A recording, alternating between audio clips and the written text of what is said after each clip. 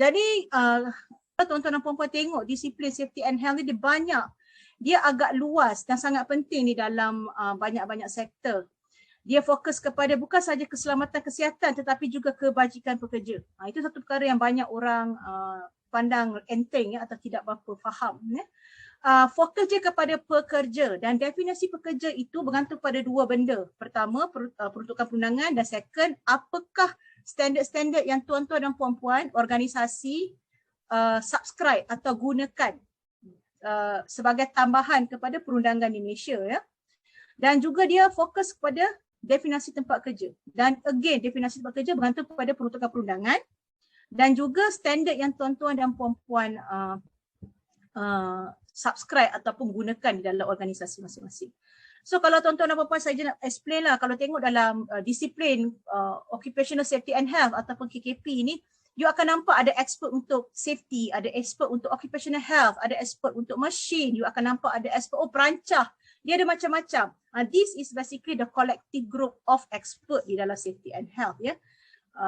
Kalau kita tengok dari segi keselamatan kesihatan, apa fokus dia? Fokus dia basically secara generik, fokus kepada penyediaan tempat kerja yang selamat. Ya, melindungi pekerja daripada hazard dan risiko keselamatan kesihatan dari segi kecederaan, penyakit dan sebagainya. Fokus keselamatan kesihatan juga untuk memastikan tempat kerja ada sistem kerja yang selamat. Now di dalam undang-undang tidak semua sistem kerja yang selamat perlukan dokumen. Ada yang perlukan reporting, SOP, training plan dan sebagainya. Ya, kalau tuan-tuan dan puan-puan ada ISO 45001 ataupun OSAS 18001, nanti ada juga prosedur-prosedur ataupun arahan kerja yang perlu dibangunkan dan sebagainya. Ya, tetapi ini semua sebenarnya adalah sistem kerja yang selamat atau dalam bahasa Inggeris safe system of work. Ya, dan fokus keselamatan kesihatan di tempat kerja juga memastikan adanya penyediaan arahan, maklumat, latihan dan seliaan berkaitan dengan OSH. Ya. Bila kita tengok tempat pekerja, yang ini yang paling penting ya, pekerja boleh merangkumi pengurus, penyelia dan buruh daripada atas hingga ke bawah ya. Tidak boleh kata saya top management, saya tak perlu ikut. Yes, you actually even more important because of your role as top management ya. Pekerja boleh jadi kontrak, boleh jadi tetap, boleh jadi harian. Kalau you ada adopt several other standard in addition to peruntukan perundangan, definisi pekerja you mungkin akan melangkaui sehingga student praktikal dan juga sukarelawan yang datang bekerja sekiranya tuan-tuan ada puan-puan ada program di tempat tuan-tuan dan puan-puan. Ini sangat bergantung kepada konteks dan juga standard yang tuan-tuan dan puan-puan gunakan ya. Okey. Tempat kerja boleh jadi pejabat, luar pejabat, kenderaan sekiranya tuan-tuan dan puan-puan ada dispatch atau menggunakan postman dan sebagainya. Kenderaan yang mereka gunakan itu merupakan tempat kerja sekiranya mereka gunakan dalam waktu kerja ya. Boleh jadi ya tempat kerja di udara, di laut. Kalau you buat kerja pipeline ya. Kalau you duduk dalam AUV, that atau ROV itulah tempat kerja bagi anggota atau kaki tangan anda ya. Itu sedikit sebanyak ya. So, bila kita cakap pasal perundangan keselamatan kesihatan, asas untuk undang-undang, kenapa kita kena ada undang-undang untuk keselamatan kesihatan pekerjaan adalah kerana di dalam perlembagaan Malaysia, kita kena faham satu perkara, hak manusia itu adalah hak pekerja. Ya, jadi sekiranya kita sebagai manusia berhak untuk selamat tinggal di Malaysia, oleh itu kita juga sebagai pekerja yang bekerja di Malaysia shall not be harmed while working in Malaysia. So saya sebagai pekerja, hak saya adalah untuk bekerja dengan selamat dan tidak dimudaratkan oleh kerja saya di tempat kerja saya. Dan saya juga sebagai majikan tidak boleh, tidak berhak untuk memudaratkan pekerja saya. Ini adalah one of the basic foundation of Constitution of Malaysia ya. So disebabkan oleh adanya peruntukan ini dalam perlembagaan Malaysia, sebab tu kita boleh ada akta kerja, bukan akta kerja, akta kerja, akta keselamatan kesihatan pekerjaan, kita boleh ada akta jalan, parit dan bangunan yang mana bercakap tentang kacau ganggu, kita tak boleh buat kacau ganggu kat bangunan orang dan sebagainya. Ini semua kerana this requirement of no one shall be harmed while they are working or living in Malaysia ya. Jadi kalau kita tengok secara detail lagi, keperluan berkaitan bahan kimia di tempat kerja, dia ada dua jenis. Ya. Yang banyak popular orang tahu is yang perundangan lah. Semua keperluan mandatory, akta, peraturan, perintah kan. Kalau tak buat, ini kesalahan jenayah. Hukuman boleh dipenjara atau didenda. Tetapi ada satu lagi yang kita panggil keperluan voluntary atau keperluan sukarela ya, yang mana selalunya syarikat gunakan untuk meningkatkan lagi daya saing syarikat. Seperti standard-standard, piawaian industri, piawaian berkaitan dengan produk bahan kimia ya, terma-terma kontrak, perjanjian dengan pelanggan dan sebagainya. Semasa saya bekerja dahulu, saya masih ingat, semasa saya jadi perunding, saya actually bekerja di dalam safety and health ya. Dan saya masih ingat lagi majikan saya mempunyai satu requirement daripada owner kami ya, iaitu kami tidak boleh menggunakan bahan kimia yang at certain level of classification, macam kami tak boleh guna chemical yang carcinogen, mutagen, teratogen dan sebagainya.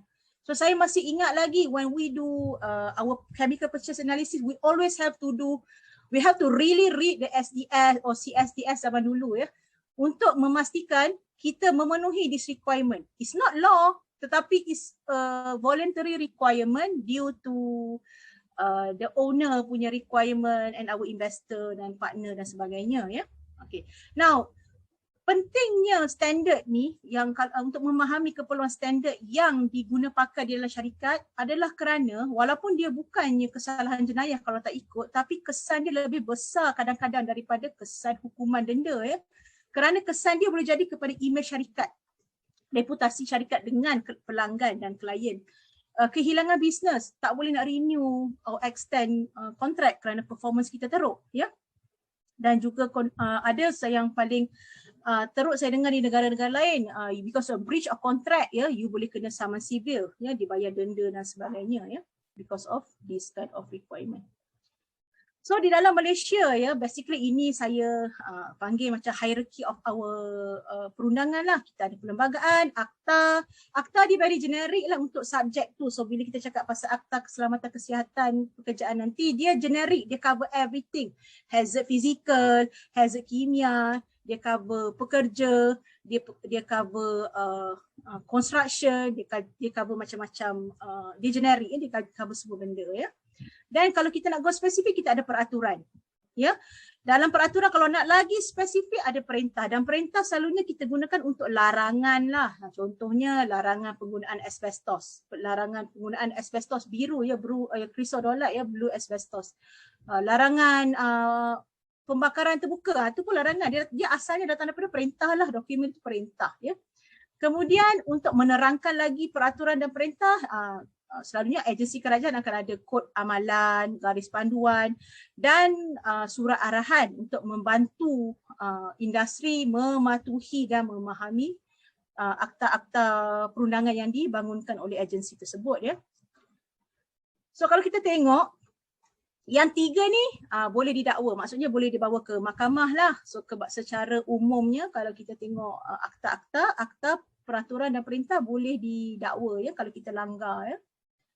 Nah, apabila kita bercakap tentang perundangan produk bahan kimia, ingin saya tekankan ya bahawa selalunya pengilang, pembekal, pengguna bahan kimia, dia sangat fokus kepada peruntukan yang ada pada aktiviti yang dia terlibat. Saya ingin menyeru kepada pengilang, pembekal dan juga pengguna, apabila tuan-tuan dan puan-puan mengenal pasti peruntukan perundangan berkaitan dengan produk bahan kimia tuan-tuan dan puan-puan, saya ingin menekankan cuba kenal pasti juga apakah keperluan undang-undang dalam kitar hayat produk kimia tersebut.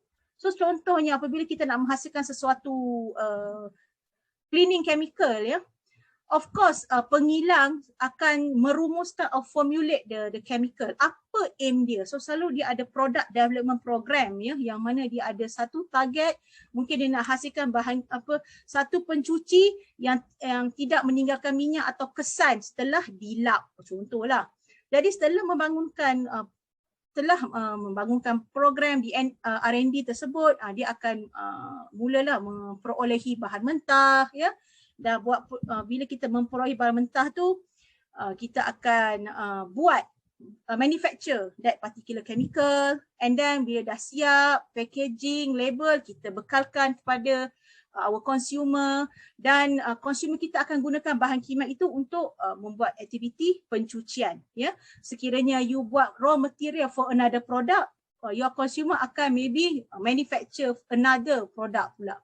Tapi yang paling penting adalah untuk mengenal pasti juga setelah tamat riwayat bahan kimia itu, apa yang berlaku dengan bahan kimia itu juga, ya. Adakah ianya akan dilupuskan, adakah dia boleh dikita semula, ya, untuk menjadi bahan yang baru, atau diguna semula untuk menjadi bahan asalnya balik, ya. Ada setengah bahan dia boleh dikita semula untuk jadi bahan yang sama, ya. Okay, so kalau kita tengok setiap step dalam kita hidup, kita hayat sesuatu produk chemical, dia ada undang-undang. Ya, apabila kita nak design atau membuat formula, merumuskan formula, mereka bahan kimia, sebenarnya Akta Keselamatan Kesihatan Pekerjaan dia ada cakap tentang macam mana pengilang punya tanggungjawab untuk mereka bahan kimia. Ya. Apabila bahan kimia itu contohnya nak buat raw material, tuan-tuan dan puan-puan mungkin ada menggunakan asbestos, mineral dust, atau menghasilkan mineral dust dalam proses pembuatan dan sebagainya. Terdapat peraturan di dalam Akta Kilang dan Jentera menerangkan tentang macam mana nak menguruskan bahan kimia tersebut berkaitan dengan plumber contohnya, ya. Kalau tuan-tuan dan puan-puan bangunkan ataupun menghasilkan manufacture tong gas, memasak, ya, kena tengok semua requirement manufacturing, specification berkaitan dengan Akta Petroleum dan langkah-langkah keselamatan. Kalau ada menggunakan bahan radioaktif, Akta Pelesinan Tenaga Atom memberi keperluan berkaitan dengan pengurusan pekerja untuk sekiranya tuan-tuan dan puan-puan menggunakan atau mengendalikan bahan radioaktif, ya. Makhluk racun perosak pun ada requirement. Dan apabila nak buang pun kita ada requirement sebenarnya berkaitan dengan tempat kerja tu. Adakah perlu dibuang sebagai schedule waste? Adakah perlu dibuang sebagai sisa bahan domestik? Ya, ini semua ada peraturan. Sebab itu yang pentingnya apabila tuan-tuan dan puan-puan hendak mengenal pasti apakah perundangan berkaitan dengan bahan kimia tempat kerja tuan-tuan dan puan-puan, tuan-tuan dan puan-puan kena faham di manakah di dalam kita hayat produk yang digunakan ni peranan tuan-tuan dan puan-puan. Baru kita boleh benar-benar secara efektif dan berkesan mematuhi keperluan perundangan berkaitan bahan kimia di tempat kerja kita. Ya. So tapi pada hari ini secara khusus kerana masa yang pendek, ya, kita akan fokus banyak kepada isu-isu berkaitan dengan pematuhan kepada Akta Keselamatan Kesihatan Pekerjaan dan peraturan berkaitan pengurusan kimia di dalam akta ini, ya. Walaupun di DOSH kita boleh nampak di tempat kerja ada 3 akta utamalah berkaitan keselamatan kesihatan pekerjaan, ya. Kalau tuan-tuan nak, puan-puan nak, yang mana yang nak tahu lebih lanjut, saya rasa pun saya dapat tahu daripada MPC bahawa tuan-tuan puan banyak ada sesi bersama pegawai JKKP atau DOSH, ya. So pada saya tak perlu terangkan lagi, ya, tapi kita boleh buka di website mereka, ya, untuk tahu lebih lanjut kalau nak, ya. So di dalam akta ini, ya, okeylah untuk semua orang yang dah tahu tapi saya nak ulang, ya, tekankan kita kena faham bahawa Akta Keselamatan Kesihatan Pekerjaan ni dia punya tujuan dia sangat kita panggil very future looking tau. Ya, yang pertama dia nak memastikan keselamatan kesihatan dan kebajikan pekerja terhadap sesuatu risiko di tempat kerja itu dilindungi. Ya, dia nak melindungi juga orang yang berada di tempat kerja tapi orang tu bukan pekerja, yang mungkin mengalami atau terkena atau menerima akibat daripada risiko tempat kerja di mana mereka berada tu. Mereka bukan pekerja, mungkin juga contohnya seperti pelanggan, ya. Komuniti berdekatan dengan sebarang kilang dan sebagainya, ya. Tapi yang banyak orang miss out adalah tujuan yang ketiga, ya. Tujuan yang ketiga sebenarnya Akta Keselamatan Kesihatan Pekerjaan ni ataupun OSHA dibangunkan untuk menggalakkan persekitaran pekerjaan bagi pekerja yang disesuaikan dengan keperluan fisiologi dan psikologi mereka. So tuan-tuan bayangkan sebenarnya akta ni dia dinamik. Tujuan yang ketiga ni menunjukkan kebolehan akta ini membangunkan perkara-perkara baru mengikut kesesuaian fisiologi dan psikologi generasi rakyat Malaysia pada masa itu. Saya bagi contoh post-pandemik sekarang. Ya. Apabila kita berada dalam pandemik, tidak mustahil di bawah OSHA nanti akan ada lebih banyak undang-undang berkaitan pengurusan psikologi contohnya. Kerana kita sudah nampak kesan-kesan bekerja di rumah, ya, beban kerja, stres dan sebagainya. Alright. Jadi itu adalah satu perkara yang unik tentang Akta Keselamatan Kesihatan Pekerjaan. Ya, tujuannya dibangunkan adalah untuk menyenangkan penggubalan undang-undang baru berkaitan safety and health yang lebih dinamik, yang lebih mempromosikan self-regulation. Ya, kerana itu kita perlu sentiasa update, ya. Kita pihak industri, pengilang, pembekal, pengguna bahan kimia, kita kena sentiasa update ourselves because the law is actually allow us to be very dynamic, ya. Okay. Now, di dalam OSHA ada banyak definisi, apakah itu tempat kerja, mana ada orang bekerja, ada bahan dan logik tempat kerja. Apakah itu premis? So maksudnya atas tanah, bawah tanah, atas air, as long as you have somebody work, that's premis tempat kerja lah. Logi, okay, apa-apa berkaitan dengan tempat kerja, perpasangan, kelengkapan dan sebagainya. Bahan, boleh jadi, semula jadi, pepejal, cecair atau gabungan. Kalau bahan bagi kegunaan semasa bekerja, apa sahaja yang bahan yang disediakan dan digunakan di tempat kerja. Dan kita kena ingat bahan kimia yang saya akan tekankan di dalam discussion kita hari ini adalah bahan kimia yang digunakan di tempat kerja, ya, bukan untuk penggunaan di rumah, ya.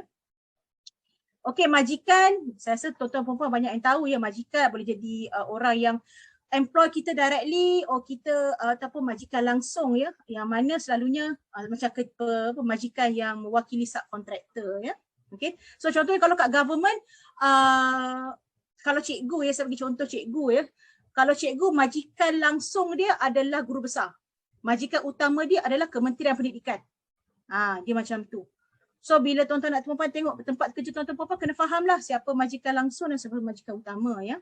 Pekerja. Pekerja adalah sesiapa yang diambil kerja di bawah kontrak perkhidmatan yang sama ada diambil langsung, secara langsung oleh majikan utama, sama ada dia buat kerja di tempat di office ataupun tempat lain. Selagi dia diambil kerja untuk buat kerja, tak kisah kat mana, dia adalah pekerja. Mungkin juga dia boleh diambil oleh majikan langsung di bawah arahan majikan utama. Ya. Alright. So selagi dia diambil bekerja, ya, di bawah definisi Akta Kerja, dia adalah pekerja, ya. Section 15, okey, saya just nak skip, saya tak akan cakap yang lain. Okey, Section 15 ni adalah satu perkara yang sangat penting, ya, menerangkan tanggungjawab majikan, ya. Okey, yang secara basic dia tanggungjawab majikan dan mereka yang bekerja sendiri, terutama untuk IKS dan juga micro business, ya. Tuan-tuan dan puan-puan perlu memastikan keselamatan kesihatan kebajikan semua pekerja terjaga secara praktik, ya. Perlu mengadakan menyenggara setakat yang praktik tempat kerja dan sistem kerja yang selamat, menyediakan kaedah menjamin keselamatan kesihatan semasa membuat kerja, ya. Memberi maklumat arahan latihan dan penyeliaan. So contohnya tuan-tuan dan puan-puan ada pekerja, tak bolehlah biar dia buat kerja tanpa sebarang maklumat. Oh, pandai-pandailah dia buat kerja, tak boleh, ya, kena bagi arahan. Kena ada bukti tuan-tuan dan puan-puan beri dia latihan. Ada somebody yang menyelia sampai dia pandai. Itu yang paling penting. 4 perkara ni, ya. Mengadakan dan menyelenggara keluar masuk yang bagus, yang selamat dan mengadakan sekitaran kerja yang selamat dengan menyediakan kemudahan kebajikan. Dan kemudahan kebajikan ni macam tandas, first aid box, tempat rehat, tempat makan, air minum yang bersih dan mencukupi, lighting kalau tempat tu gelap, kalau duduk di dalam tempat yang kena angin, kena ada dinding, tidak boleh dalam suhu yang baik, ya. Itu kebajikan, okay, well-being, ya. Di dalam kelas, peraturan kelas, apa yang saya faham, apa yang kita dah biasa kita baca, memang tanggungjawab pembekal. Tanggungjawab pembekal dan tuan-tuan sebagai pengilang yang menggunakan bahan kimia ni sebagai bahan raw nak menghasilkan another product lah, kan. You kena make sure supplier ni hantar dengan betul. Saya just go back sikit kepada beberapa ni, ya. Okey, kalau berkaitan dengan bahan kimia ya, banyak orang terlalu fokus juga kepada the actual peraturan. Tapi kita kena faham ya, yang paling penting ya, di dalam OSHA kita ada section 21 mengenai kewajipan pengilang ya dan sebagainya. Maksudnya dia pengilang pembekal, siapa yang mengimport ya bahan-bahan untuk kegunaan tempat kerja, dia kena pastikan bahannya selamat, tak ada risiko kesihatan bila digunakan dengan betul, menjalankan atau mengaturkan ujian dan pemeriksaan yang perlu bagi pelaksanaan untuk item yang pertama tadi ya, mengadakan mengambil langkah untuk adakan maklumat berkaitan ujian dan penggunaan bahan itu untuk memastikan kalau digunakan bahan tu dia selamat dan tanpa risiko bila digunakan dengan betul. So kepada mereka yang bertanya ya, pengilang apa supplier tak bagi maklumat, dia dah silap, dia dah salah. Tengok dalam akta pun kita dah cakap siapa yang formulate, siapa yang menghilangkan, siapa yang membekal, dia kena pastikan benda tu selamat, maklumat tu betul, ujian pun dilakukan ya untuk mengesahkan bahan-bahan itu betul dan selamat ya. Kemudian pengilang dan pembekal ada kewajipan untuk menjalankan penyelidikan yang perlu bagi mengetahui dan menghapuskan serta kurangkan risiko ya untuk memastikan bahan ada selamat dan tak wujudkan risiko. Saya ada experience tau pasal chemical supplier and manufacturer ni. Semasa saya bekerja dulu kami pernah beli saya cakap lah chemical yang kami gunakan should be less hazardous because of kami punya tempat kerja ada banyak requirement kerana owner kami half 49% datang daripada luar negara ya. Dan after 2-3 years sebab kami banyak guna chemical luar negeri, tiba-tiba di Malaysia ada orang claim ya, kami pun boleh menghasilkan chemical at the same quality with the same level of hazard yang rendah dan sebagainya ya. So tapi disebabkan oleh kami, saya cakap lah, kami ada purchasing risk analysis punya proses ya, dan saya dapati maklumat berkaitan toksikologi dan ekologi, remember kan dalam SDS ada 16 item, tidak cukup tau masa tu. Jadi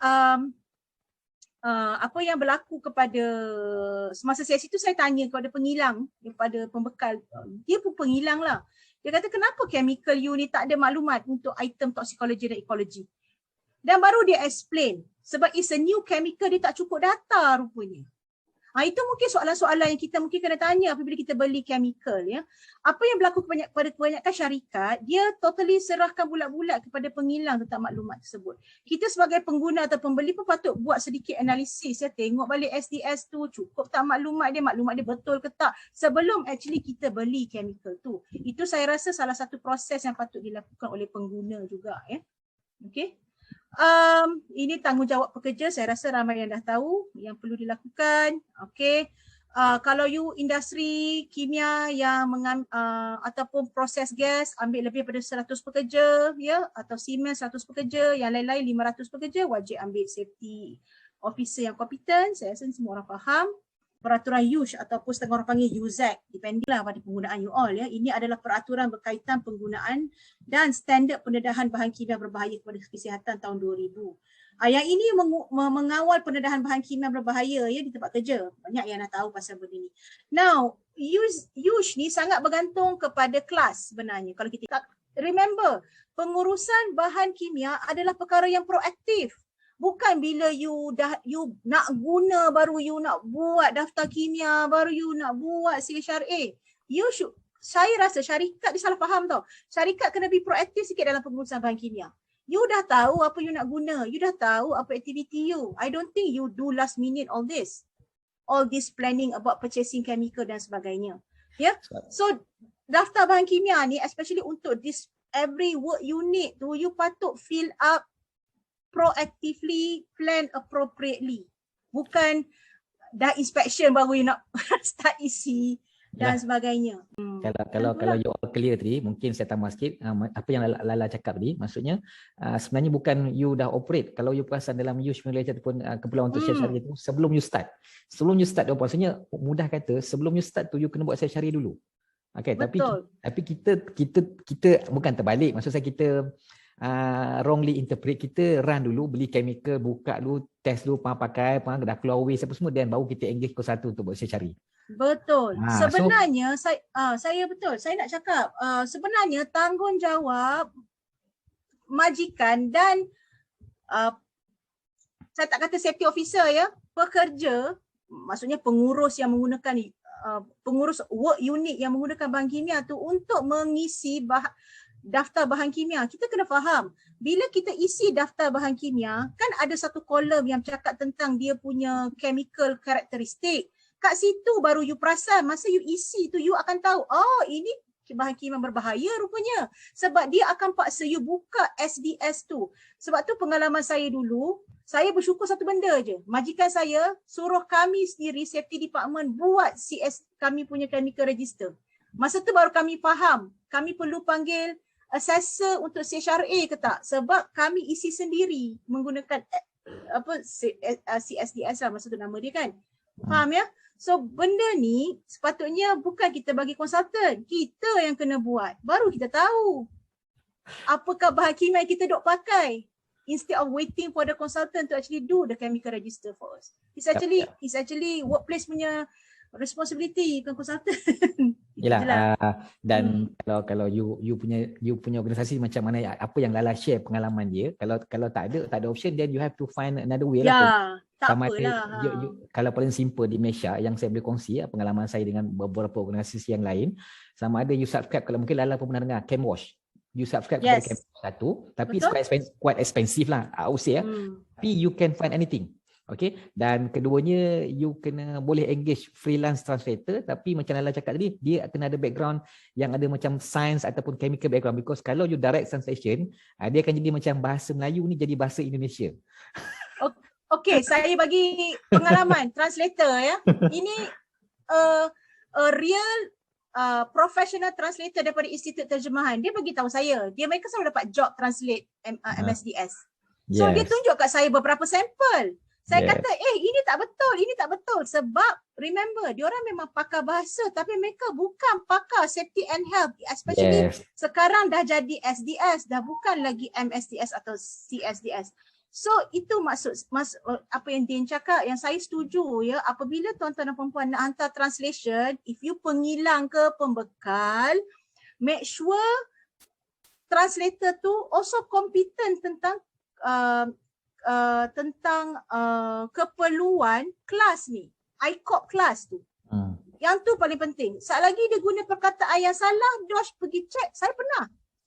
Orang tu pergi hantar translator, dia confident dia punya betul, hantar untuk fix NOP, kena tolak sebab the SDS still guna perkataan MSDS. So dia pergi bergaduh dengan DOS. Lepas tu baru dia perasan translator dia tak tahu undang-undang, translator dia main translate je. Ini real case. Sebabnya mungkin kepada orang non safety punya personal, dia mungkin ambil version lama, kita bermula dengan MSDS.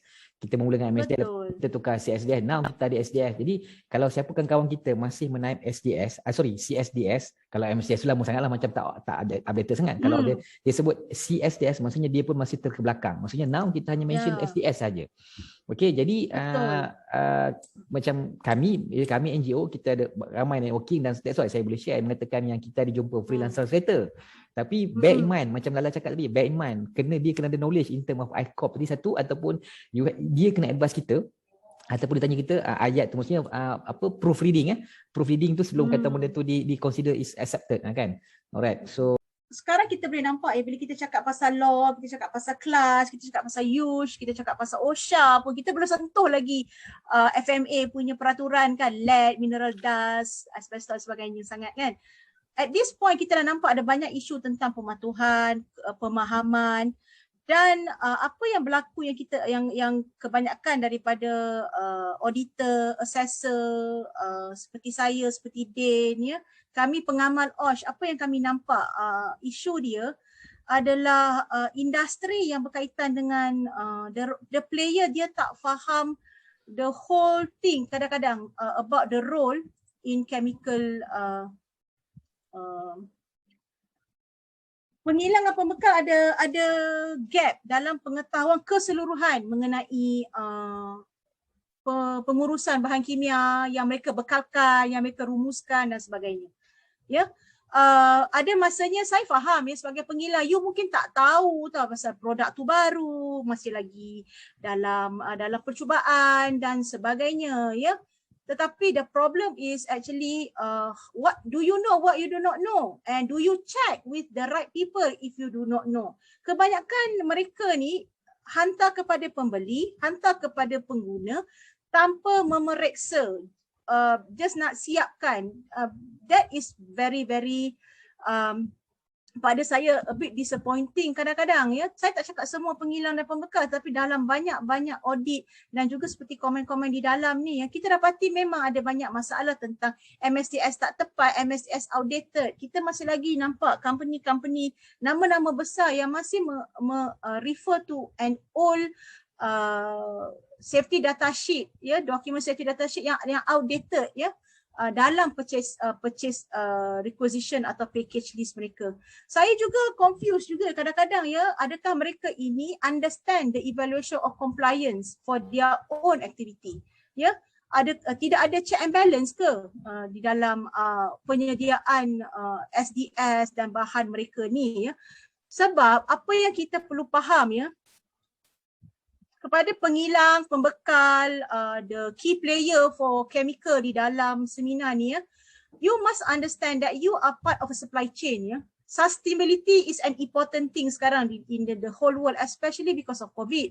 You nak sustain business, you kena actually follow law, you kena make sure the use of your product, especially chemical product, is safe throughout the life cycle of your product tu sampailah dibuang.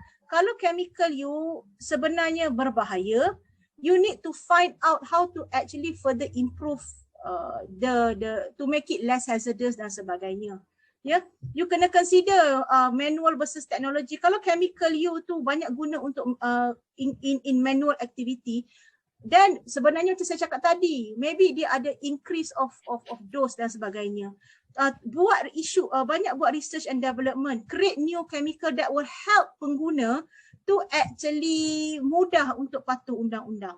Kita ada masalah tahu sebenarnya. IKS tak boleh nak patuh undang-undang untuk buat penaksiran risiko sebab kebanyakan chemical yang mereka guna at IKS level terpaksa buat CHRA, and CHRA sangat expensive. Ya, so jadi kalau pengilang, kalau industri chemical tidak membantu pengguna untuk hasilkan chemical yang lebih selamat, forever and ever the cost for managing chemical will be consistently expensive ya. Dan satu lagi yang saya nak seru kepada pembekal dan pengilang ya, legal framework OSHA macam saya cakap dia very dynamic ya. OSHA akan diupdate, akan ada table out new law amendment pada tahun ini, insya-Allah tahun depan. Ya, there will be more increased self regulation. Ya, kalau kita tengok history untuk negara-negara lain, undang-undang semakin ketat, dia tak semakin longgar tau. Undang-undang chemical akan semakin ketat. Ya, corporate manslaughter cases related to chemical dekat negara lain dah mula ketara. Banyak majikan, banyak tuan punya company masuk mahkamah kerana menyebabkan kematian. Banyak negara dah ada. Di Malaysia pun dah ada pergerakan, dah ada movement by lawyer untuk champion Corporate Manslaughter Act sebenarnya. So you just imagine, you sebagai pengilang, tuan punya syarikat, kalau you still lagi nak go to the current chemical, that will not be sustainable lah for future. Ya, sebab tengok asbestos, sangat bahaya. Tahun 40 tahun selepas tu, dalam semua syarikat tu yang besar-besar semua bankrupt. That is what's happening in UK and US and also in Australia. Ya, saya bagi contoh, satu lagi contoh.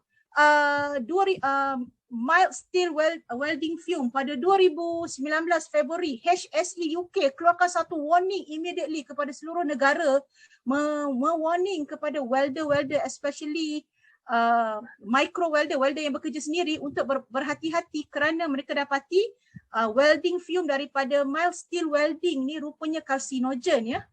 Ini adalah perkara-perkara yang berlaku yang mungkin kita tak tahu kerana tak cukup R&D, tak cukup data dan sebagainya ya. So kita kena keep track juga dengan data-data sebegini ya. Okey. Pengguna, macam tadi saya dah nampak, saya actually dah highlight challenges, risalah tak betul, SDS tak betul, label tak betul. Ya. Dan ini akan menjadi risiko kepada kesihatan pekerja. Dia buat high rate mungkin based on the wrong chemical classification dan sebagainya, ya. And that then no wonder lah orang akan heran, pasal apa staff aku sakit? Maybe that is because the information is not right coming from the distributor dan juga pengilang, ya. Dan think about your reputation, ya. Industry player in chemical production, you kena fikir legacy you, ya. Kita tengok banyak company-company lain legacy dia jadi teruk sebab dia hasilkan chemical yang berbahaya. Hukuman jenayah itu satu hal, you kena saman sivil seperti mana anak-anak kepada pekerja asbestos yang mengalami penyakit kerana hidu fiber daripada baju bapak dia, kan. Mereka masih lagi meneruskan saman sehingga sekarang, ya. Dan kes tu still lagi berterusan, ya. Okay. So saya bagi contoh lah, macam ni saya kata, saya bagi contoh, ya, sikit lagi. Saya banyak buat kerja dengan IKS, ya.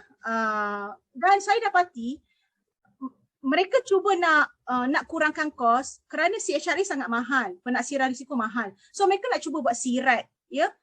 Tetapi sirat ada syarat. You nak buat sirat, which is the simpler risk assessment and control, you hanya boleh buat kalau semua bahan kimia dalam chemical register you tu bukan karsinogen kelas 1, bukan mutagen kelas 1 atau 2 dan bukan berbahaya to respiratory tahap 1, ya. Tapi untuk kebanyakan IKS, mereka ada banyak guna simen dengan adhesive. Dan bila saya check dekat kebanyakan kedai hardware, ya, tidak susah nak dapat information simen ataupun adhesive yang boleh memenuhi sirat. Saya punya kebanyakan klien memang terpaksa buat CHRA. Saya tak adalah klien boleh buat sirat. Because simen dengan gam sentiasa duduk dalam kategori yang 3 ni. Ya, salah satulah. So, apa yang bila kita pergi check hardware, tak ada SDF satu hal. Lepas tu label tak betul. Kalau ada pilihan kita Google dekat online kan, yang boleh menepati sirat punya requirement, supplier kata, ini puan tak boleh beli runcit, kena beli pukal, kena beli berpuluh-puluh beratus guni. Dan selalunya digunakan oleh construction untuk GBI building sahaja. So macam mana IKS nak further improve dia punya safety and health? Itu je saya nak cakap. There is no option tau for IKS actually for good, safe or safer chemical. Kerana bila mereka nak guna, unfortunately adhesive kebanyakannya petroleum based. Ya, semen definitely dust dia adalah hazard untuk pemekaan pernafasan kategori 1. This is the problem that we having among SME. Saya tak sure untuk corporate player yang lain, ya. Tetapi inilah challenges yang kita ada. Kalau ini salah satu contoh untuk industri kita, saya tak boleh bayangkan untuk player-player IKS atau micro yang lain, ya. So, apa yang kita nak try convince you all adalah please be proactive on your R&D and kajian, ya. Try to find a way to work together and provide safer chemical for IKS and also the big players, ya. Be aware of perundangan OSH and lain-lain keperluan berkaitan bahan kimia on OSH, ya. Bangunkan kompetensi chemist you, for example, to understand more about safety and health of workers dan exposure dan sebagainya. Tingkatkan kerjasama dengan JKKP. I love this kind of session, so you can hear our experience dan sebagainya.